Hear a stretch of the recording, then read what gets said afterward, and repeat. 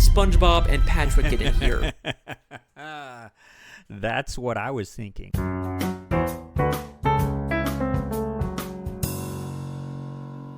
All right, welcome back to another School Principal Reacts. My name is Brandon, and I'm a school principal from the U.S. state of Georgia. I really enjoyed reacting to the Alex Bale Mrs. Puff theory, which is the most popular video on his channel. So many of you, when I started reacting to school scenes from SpongeBob SquarePants, told me that you would like me to react to that video. Check it out on my channel if you haven't yet seen it. But this is his second most popular video on his channel. It's the Squilliam Theory, and a few of you have recommended that I check this one out as well. So I'm going to try and do that today. Hopefully the number of SpongeBob SquarePants episodes that I've seen already, which continues to grow week by week, will allow me to have a better understanding of some of these comments and theories. But I'm looking forward to getting into this one. Just a reminder, if you're not a subscriber to the channel, click the button below and subscribe to the channel and give the video a like if you would, please. Let's go ahead and get into this one. Squilliam Fancy Son! Squilliam Fancy Son! Squilliam Fancy Son! Squilliam Fancy Son III is Squidward's rival from high school band. Yeah, I remember Squilliam Fancy Son from a few different episodes. I'm sure that I have not seen all the episodes that he is in, but I do remember him particularly from Band Geeks. That's the big one. Also, the one where he teaches music class. I don't remember the name of the episode, but he basically impersonates a Squilliam. I cannot remember the name of the episode, but he goes and teaches his class and is arrested at the end for impersonating him or something. I do remember Squilliam Fancy Son for sure. In class. So, I just took my private yacht across my private lake to my private heliport. Oh, He's boy. more wealthy, popular, and talented than Squidward, and he always rubs it in his face. That's right. I'm living your dreams, Squidward. Oh, just succeeding in everything. And it's so funny because this attitude is kind of sort of Squidward's attitude. I mean, he likes the good life and he is very mean, particularly to SpongeBob and others, and he hates working at the Krusty Krab, and he just does so that he can maintain his own lifestyle, which is not fancy like Squilliam Fancy Son's, but he does enjoy kind of living it up in his own way. But I'm curious to see what the theory will be exactly, that they're the same person, maybe? Let's see. But I intend to prove that he's a fraud, using his wealth to make himself seem more popular and talented than he actually is. Which is something that Squidward would do, actually. He would want to be seen as being all rich and popular and sophisticated, but this is interesting here. He goes to ridiculously extreme and expensive lengths to humiliate Squidward and show his superiority, and I'm gonna prove it. SpongeBob is one of my favorite shows from my childhood. Even going back now and rewatching the old ones, it still holds up. You might think, it's just a kid's show, there's no continuity, there's nothing worth theorizing about, but the show... There is continuity big time. Now, certain things I've mentioned before, you have like a jewelry store that only appears in one episode, a opera house that only appears in one episode, to my knowledge. There are some things that don't have the continuity, but many things do. Those certain themes ring through the whole series, definitely. The show constantly brings back characters and references to previous episodes, Yes. and if you look closely, you can connect the dots and find some very interesting stories. And today, I'm going to prove that Squilliam Fancy Son III is a manipulative fraud. And I know that Squidward Tentacles is certainly manipulative big time. I just recently, as of the filming of this video, watched Graveyard Shift, and he manipulated SpongeBob big time into getting scared, and then they both got scared in order to derail the night shift because he didn't want to work overnight. But let's see what this evidence is. I'm really curious now. Evidence number 1, the pet hospital. We first meet Squilliam in Season 2, Episode 15, Band Geeks. The episode opens with Squidward playing the clarinet and getting a knock on the door.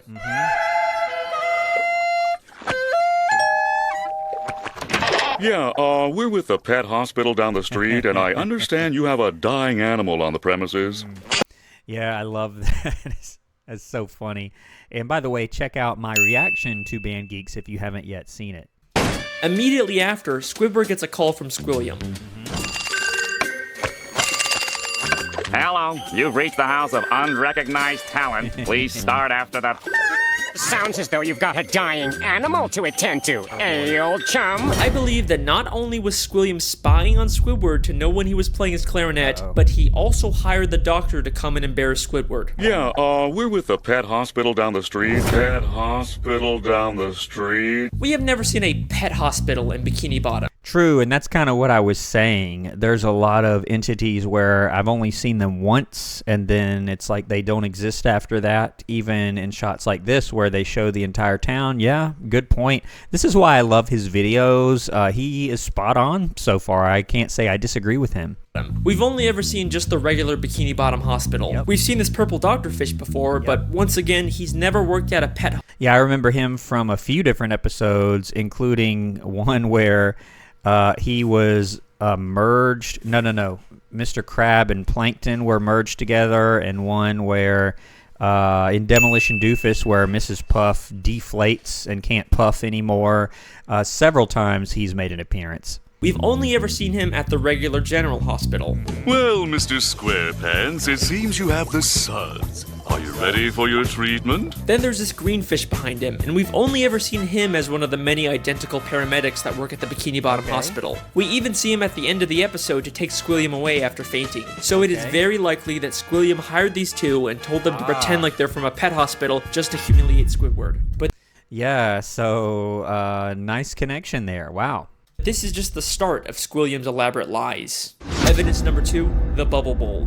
In the same episode, Squilliam also says, I'm the leader of a big fancy band now, and we're supposed to play the Bubble Bowl next week. I think I know where he's going with this. So when I saw this episode and reacted to it, again, check it out if you haven't seen it, I thought to myself, the Bubble Bowl, if that's supposed to be like the Super Bowl, why on earth would you turn that down? He says at the beginning of this episode he can't make it, I think is what he said. And when he said that, I'm like, you can't make it to the Bubble Bowl? If it's like the Super Bowl, can you imagine performing at the Super Bowl, even among the most famous of the most famous stars in the real world here, what I'm talking about. Like, why on earth would you turn that down? That's like the biggest opportunity there is almost to be seen by the most people. If you're chasing fame or whatever, you're going to want that. So the fact that you can't make it, like, what would be bigger than the Super Bowl or the Bubble Bowl?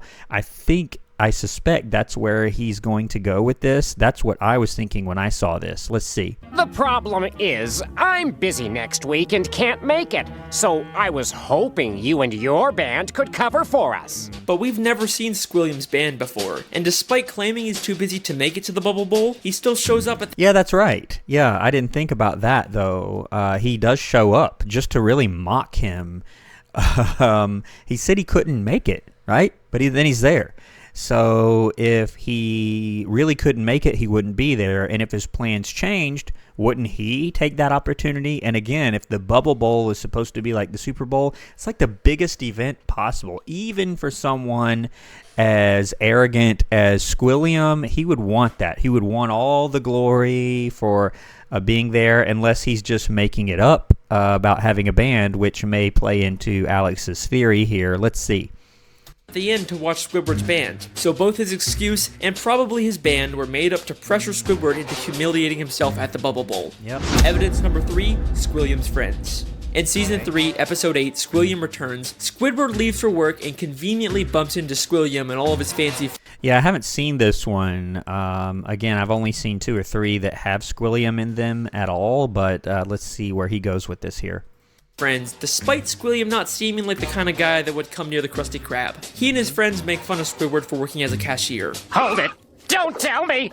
You're a cashier! Don't lie. Lying always makes it worse. But I believe that this encounter was planned out by Squilliam in advance, and he hired all of those people to pretend to be his friends. Take a look at Squilliam's friends. They're all nicely dressed. You kind of get the sense that they're fancy, high-status members of Bikini Bottom, but they aren't.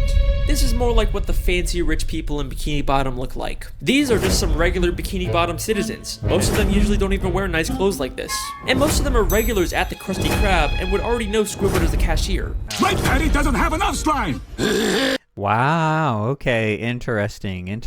I like this so far. These are not the type of people Squilliam would hang out with. I mean, why would Squilliam be hanging out with one of Pearl's teenage friends? Yeah. At the end of the point. episode, Squilliam even admits to his whole life being fake. I made everything up about my life. Really? I have Wow. no yachts, jets, or anything. I was only trying to impress you. And then, of course, he quickly says he's just kidding. Is that true?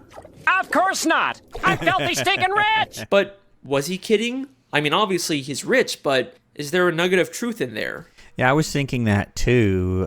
If Alex is saying that he hired the doctor to come over in the episode Band Geeks and hired all those people in Squilliam Returns, he has to have some money, right? So even if he did all this to embarrass Squidward, he would still have to have some money, right?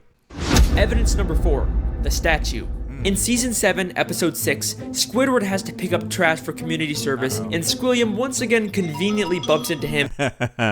Man, and I've never seen this episode, but goodness, I did not realize there were this many of these where Squilliam, and it is really horrible, despite Squidward not having the best personality himself, just really rubbing it in and making him feel bad for doing community service or for being a cashier, which there's nothing wrong with those.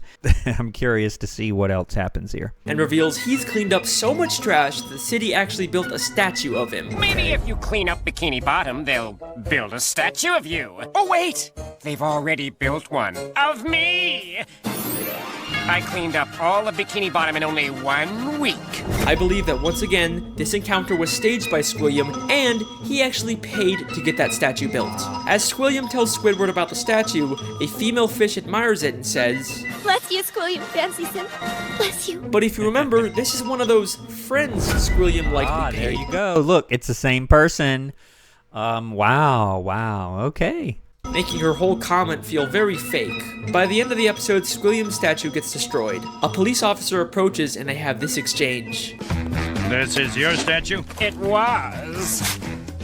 Squilliam admits that it's his statue. Yeah, that's right. So if the city built it, he wouldn't be cited for it. The city would have to come in and clean it up. But if it's his statue, yeah, that makes total sense there. Not the city's. And why else would the officer give him specifically a ticket if it was city property? That's right. Evidence number 5, the concert. In Season 6, Episode 17, Squidward watches Squilliam play the Yeah, this is the one I was thinking of, Professor Squidward. Check it out on the channel if you haven't yet seen it. clarinet at a big fancy concert. He receives a standing ovation, causing Squidward to leave angrily. But I believe this entire concert is a scam. Not only has the audience been paid to cheer, but Squilliam never even touches his instrument. That's right. And if you watch my reaction to this episode, I do comment on that. It's like, wow, they're applauding him and throwing roses, and he doesn't even have to play just because he's so great. And if this theory were true and he paid them all to be there and cheer for him, that does sort of make sense, doesn't it? Once again, many of the audience members were part of Squilliam's quote-unquote friends, but we also never actually see Squilliam play the clarinet. The episode opens right after he's finished his performance with the audience cheering, and one member of the audience says, He's such a great musician. He doesn't even have to touch an instrument to be brilliant. I do remember this comment, and I remember making my own comment about, wow, like, they think he's brilliant and they didn't even hear him play. That's pretty funny. maybe the real reason Squidward leaves so angrily is because the audience cheered for Squilliam even though he never even touched his clarinet. Maybe Squilliam is just as bad as Squidward at the clarinet and he's trying to hide it. Maybe. Squilliam has gone to some pretty extreme lengths just to humiliate Squidward, but nothing, and I mean nothing, compares to what he does next. Oh boy. Evidence number 6, the music college. In the same episode, after Squidward leaves the concert, he's approached by the headmistress of the Bikini Bottom prestigious music college. Yeah, and that's what it's called, Prestigious Music College. That's the name of the school, right? To the esteemed Squilliam Fancyson III, who we all came here to see perform tonight. She mistakes him for Squilliam and offers him a position as a professor. Squidward pretends to be Squilliam and teaches a class, only for the police to burst in and arrest him, all while he's being filmed on live TV. Yep, Yep, that is true. So I remember commenting when I saw this episode about like the TV crew being there was a little weird. Like, how would they know? But if Squilliam arranged all of this, that would sort of make sense. And I believe that this is Squilliam's most elaborate and most expensive scheme to destroy Squidward both publicly and legally. This encounter where Squidward gets offered a job is already suspiciously convenient, but listen closely to their exchange. I'm Squilliam Fancyson. But didn't you just say a minute ago that your name was Squidward Q Tentacles? It is. No, I mean, no, I didn't. Well, that's a relief. I mean, what kind of a moron would go to their worst enemy's music recital? Oh, yeah, she did say that. I do remember that. Kind of burned him, and humiliatingly, he had to agree with that statement in order to maintain the masquerade of being Squilliam. That's pretty good, I have to say. What kind of moron would go to their own enemy's music recital? How does she know that Squidward and Squilliam are enemies? If she knew who Squidward was, then why didn't she recognize him? Why would she mistake him for Squilliam? This feels way too much like she was hired by Squilliam to set a trap for Squidward. Yeah, very true. She wouldn't have any knowledge of any of this, and she makes that statement knowing that he either has to admit that he's really not Squilliam or agree with her that it would be moronic to go to that concert and then pretend, which he is then doing. So it's like he's calling himself that. That's pretty good there. And if that's not enough, the headmistress's associate is literally just a guy from the paid audience wearing a disguise. He just threw on some glasses to seem smart. Squilliam knew that Squidward couldn't resist the opportunity to teach a music class, even if it meant breaking the law. My very own music class. Then we get to the Bikini Bottom prestigious music college, and right off the bat, there's something very fishy about this place. The building itself is very green and grimy. Yeah, look at it. It has kind of a Las Vegas style sign above it, and it's got like a metal roof and some stitched together pieces of material for the walls, and it doesn't look prestigious, does it? And has a very cheap metal look. Nothing about this says prestigious except for the big sign on top, which feels like the only new thing about this building. Yeah. I think there is a very good chance that Squilliam just bought some old warehouse, then stuck a sign and some paint on it to disguise it as a college. I mean, look at these other schools in Bikini Bottom. They all have a very nice structure and a paint job. Yeah, Bikini Bottom University. I do remember that from the Salsa Imbecilicus episode. Check that one out on my channel if you haven't seen it. But this prestigious music college looks like a dumpster. Going into the classroom, not only does it have another one of Squilliam's friends, but if this is such a prestigious college, how did SpongeBob and Patrick get in here? That's what I was thinking when I watched this episode. I'm like, how are they here, and why are they there? Anytime there's a class situation and somebody is in it, SpongeBob seems to show up to their chagrin. It's pretty funny. Would you two numbskulls mind telling me what you're doing in music class anyway? Sure. Patrick's New Year's resolution was to learn to play an instrument. They say it was their New Year's resolution to take a music class, but you'd think it'd be harder for them to get into an esteemed music school if they just decided to go to it on a whim. Seems like they're just letting in anyone to sell this ruse. Then, both the police, Squilliam and the headmistress, and a live news broadcast show up at the same time to arrest Squidward for impersonating Squilliam. Yeah, which is not how it works. I mean, it's not as if the police care. In fact, I think the police wouldn't want TV crews there not to hide something. They just wouldn't bother with it. If they need to go arrest someone, it's not like, let's call the TV crew and make sure they follow us. No, they just go and arrest whoever it is they're going to arrest. But you've got the head of the school there and the TV crew at the exact same time. Yeah, that's rather suspicious. If the extremely coincidental fact that all of these people suddenly showed up at the same time isn't enough for you to believe that Squilliam set it all up, I've got something that's going to blow your mind. Squilliam literally has the police working for him. Squidward Q Tentacles, I'm placing you under arrest for impersonating a genius. If that doesn't sound like he's been paid off, I don't know what does. The lengths that... Yeah, because he calls him a genius, right?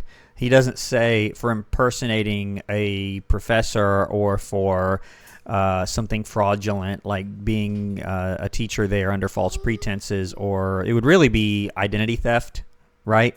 But no, he calls him a genius. He calls Squilliam a genius. So, yeah, he's got a point there. That Squilliam goes to humiliate Squidward are insane. He literally builds statues and entire buildings just to make Squidward feel inferior. Yeah. But why? Why would anyone go so far to embarrass an old high school band classmate? What happened between them? What could have caused this extreme level of dedication? Yeah. Well, unfortunately, we never really get much information on their past. I've spent hours reading through the SpongeBob Wikipedia and looking at old episodes, and there really just isn't any clues that would explain their weird relationship. I guess we can't solve everything, but either way, that's my theory. Thank you so much for listening. I really hope you guys enjoyed. I'll see you next time. Did you see what he did there? It just cut to black, which so many episodes do that. They'll be explaining something and getting to the crux of something, and they just cut to a black screen. Great job. I really enjoyed that. I'll post a link to the original content down in the description of this video. But great job. And yeah, I totally agree. I have seen all but one. I haven't seen Squilliam Returns yet. Let me know if I should watch that one.